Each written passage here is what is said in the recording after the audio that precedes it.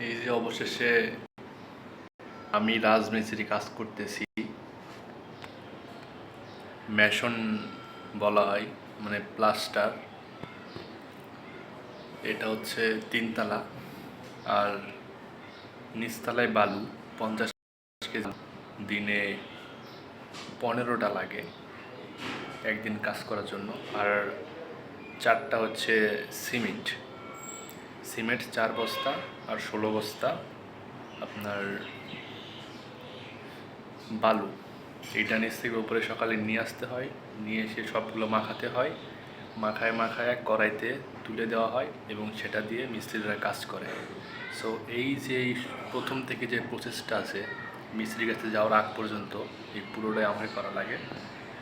তো এই যে এখানে দেখতে পাচ্ছেন অনেক কিছু আছে।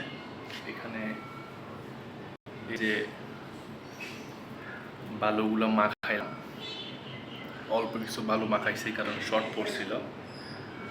এখন মিস্ত্রি বাইরে গেছে, তাই আমি ভিডিওটা করতে পারতেছি।